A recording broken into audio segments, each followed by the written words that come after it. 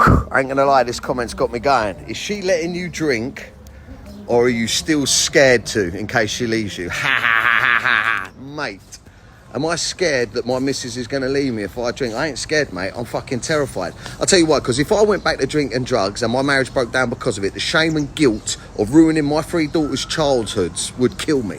To give you an indication of the severity of this situation, the situation I found myself in, the situation that men in our culture find themselves in every day. Every single day in my Men and Their Emotions Facebook group, I've got 40,000 lads in there that are talking. Every single day. Lots of lads talk about wanting to take their own lives because they never sorted their shit out in time. They lost the missus, they lost the kids, they lost their money, they lost everything. And there's nothing worse for us as men, as providers and protectors, to lose all of that. The shame and guilt kills us. We don't want to be here no more. Lads like you laugh at men who put their families first, right? Like it's a weakness. Like turning our back and being able to change is a weakness. Well, the truth is, mate, it takes real strength. It takes a real man. It takes real manhood to give up the things you want, to give up the things you crave or the things you're addicted to give up your pals and going out and getting on the smash, to give that up for your kids. The easy option, blame everyone else, play the victim, tell yourself you're misunderstood, you know? But the truth is, a real man, right, and you don't want to hear this. So many men out there don't want to hear this. So many men out there can't hear this. A real man takes accountability. A real man faces himself. He looks at himself and he changes the things that are wrong.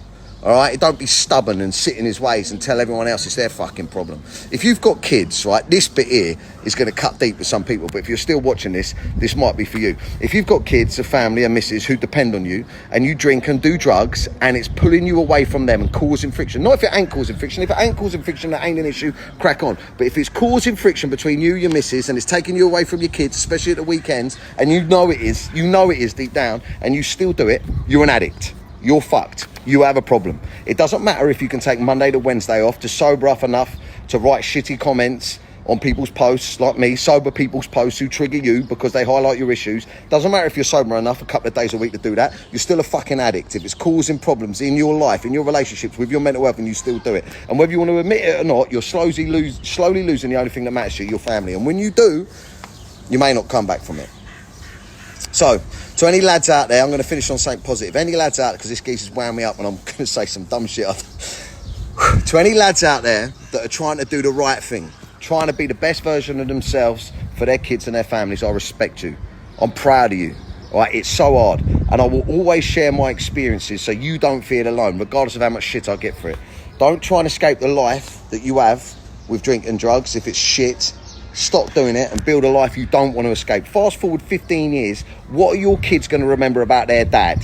That's what I ask myself every time the temptation tries to pull me back in, which it does every couple of days. And lads, be aware. You will trigger people like this lad who aren't willing to change. People are too stubborn to take responsibility for their destruction of their own lives. Leave them behind. All right, there's a lot of lads that are going to be wrapped around you that ain't going to want you to change. They were never your friends. They were drinking buddies, sesh ed buddies. The best thing you can do for them, people that are still struggling, if you can't help them, is show them how happy your family have become. And you never know. You may inspire other people, like I think I might have. And to the geezer that wrote the comment, I hope you find happiness and health. And help. Okay.